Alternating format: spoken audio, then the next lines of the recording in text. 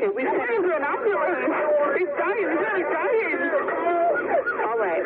Please hurry. Okay, we got him en route, ma'am. He's been shot. Okay, we got him en route. There's blood all coming out of his mouth, and I think he's dying. Okay, ma'am, we got the ambulance en route now. Please. Okay, all right. Okay, thank you.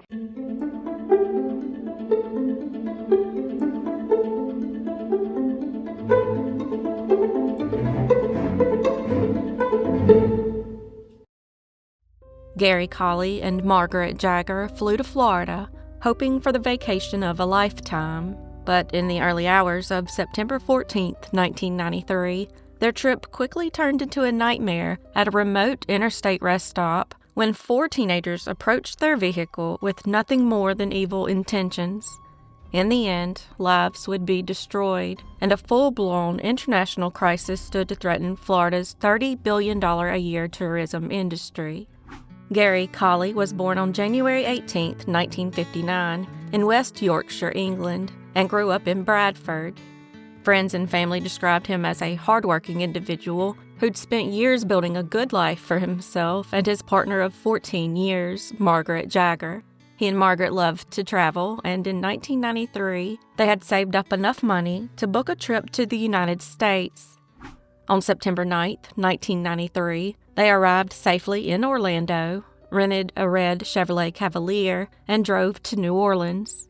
On Monday, September 13th, they began the drive back east, this time heading to St. Petersburg, Florida to visit friends. Sadly, they would never arrive.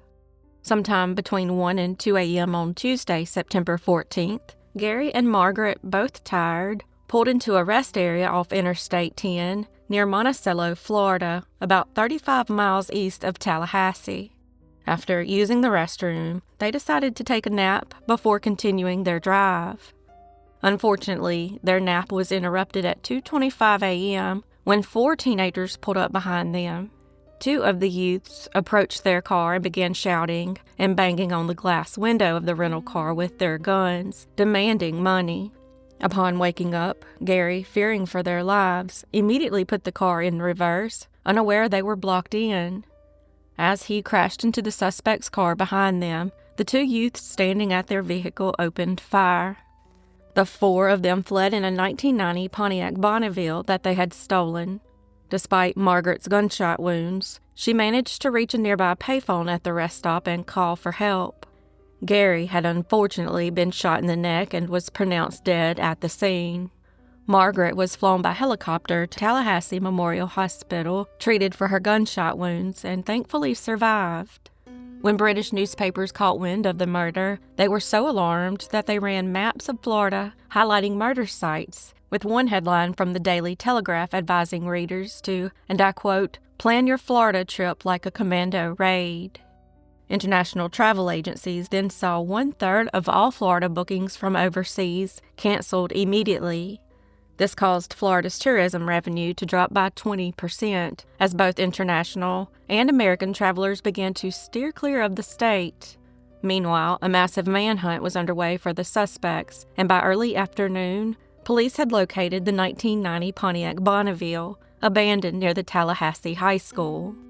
When the investigation began, they looked into roughly 50 to 100 local youths with criminal records. Through those interviews, they received tips about a group of teenagers that had been seen together discussing some sort of mission to commit robberies that night. Those individuals were 13-year-old Cedric Green, 14-year-old Andra Akins, 16-year-old John Crumity, who went by Billy Joe, and Deron Spear. Within 3 weeks, all 4 individuals had been arrested and charged with first-degree murder and attempted first-degree murder. All 4 teens were originally tried as adults, but because the evidence linking 13-year-old Cedric to the scene was weak, his case was moved to juvenile court. While prosecutors wanted to seek the death penalty for all 4 individuals, they were unable to do so for the 13 and 14-year-olds due to Florida law at the time. After Cedric's case was moved to juvenile court, he pleaded no contest to accessory after the fact and was sentenced to 50 hours of community service and a juvenile rehabilitation program. Deron, who had stayed in the car during the murder, accepted a plea deal for his testimony. This allowed him to plead guilty to conspiracy to commit armed robbery and accessory after the fact. He was then sentenced to 8 to 10 years in prison. As for the shooters, John and Andra, their cases had way different outcomes. Andre also accepted a plea deal for second-degree murder and attempted first-degree murder, and was initially sentenced to 27 years for the murder and life for the attempted murder charge. However, in 2013, his sentence was ruled unconstitutional, and a resentencing hearing was scheduled.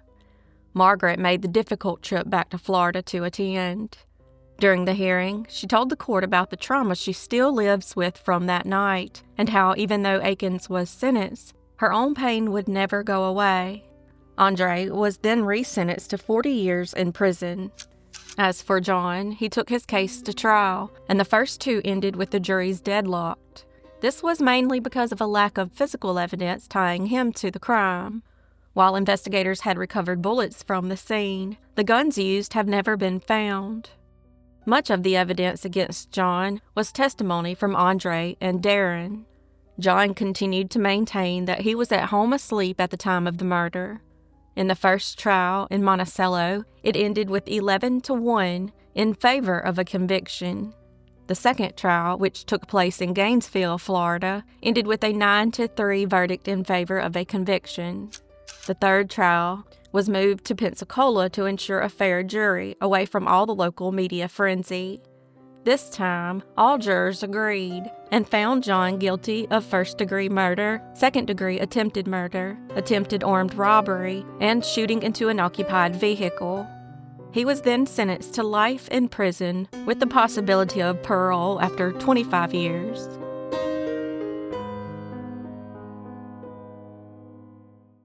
Karen Pais spent her life giving everything to those she loved, even while living in the shadow of her own chilling premonition, "If I end up missing, my sister did it." Karen was born 1 year after her sister Deborah Patton, and by 2021, they had lived together for over a decade in Tampa, Florida, sharing a home on Cypress Park Street. Karen was known for being a very generous individual, and when her sister Deborah had nowhere else to go, she let her move in. The only problem was that they had way different personalities. While Deborah had never held down a steady job and often struggled financially, Karen was a retired Verizon engineer who had been one of the first female construction engineers at GTE. She was financially stable and owned the home she inherited from her parents. When their parents were going through battles with Alzheimer's and cancer, it was Karen who was there as their primary caregiver. This stark contrast led to immense jealousy from Deborah. Unlike Karen, Deborah was described as a narcissist who gave nothing in return for Karen's hospitality. She harbored deep animosity and falsely accused Karen of not being a good caretaker for their parents. When they first began living together, Deborah was initially sociable, but over time she became cold and distant. She would often walk past Karen and her friends without speaking a word. In May 2021, tensions in the home were at an all-time high, and Deborah was still living in the home rent-free. Sensing something ominous on the horizon, Karen began telling her friends that if she went missing or something happened to her, Deborah did it. She even told them that Deborah kept a gun in her nightstand, leading friends to urge her to secretly remove the bullets.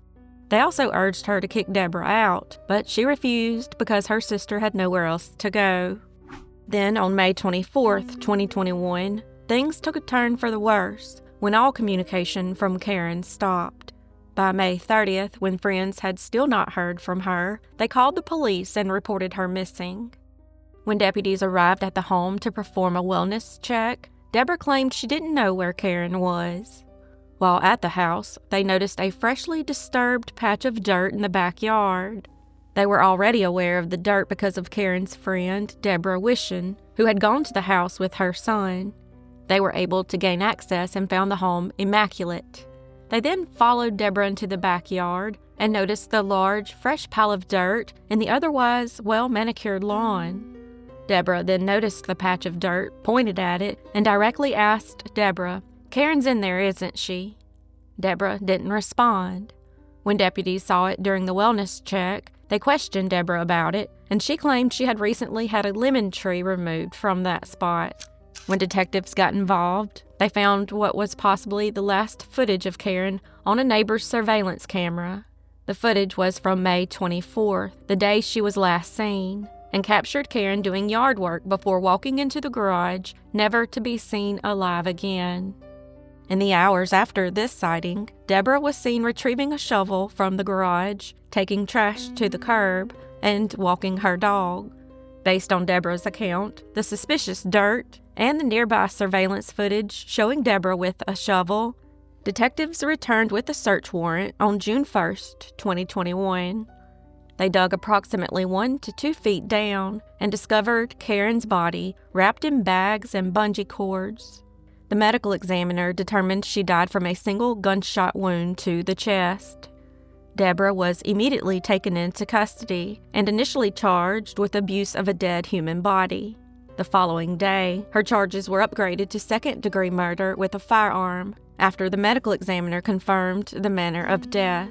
While the case had moved quickly at the beginning, the legal process dragged on for nearly 5 years due to Deborah being found incompetent to stand trial in 2022. Before the trial could move forward, she was required to receive 2 years of treatment in a state mental hospital.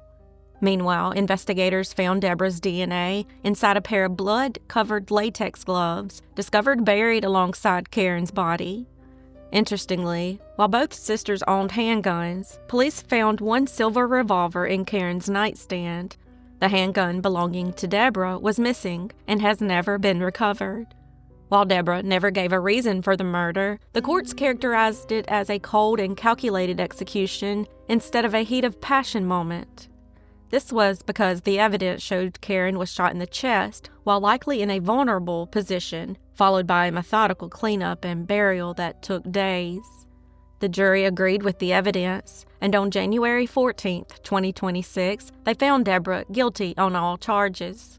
On February 16th, at the sentencing hearing, Deborah upset the courtroom when she showed zero remorse for the crime and was even seen laughing at one point. She also told the court that she was, and I quote, blameless for the murder. I do stand here blameless for this. I do intend to appeal the verdict. I do also forgive everything that I just heard in here that was a lie. This led to a scathing rebuke by the judge before he sentenced her to life in prison without the possibility of parole, and made sure to note that her demeanor in the courtroom reinforced the life sentence.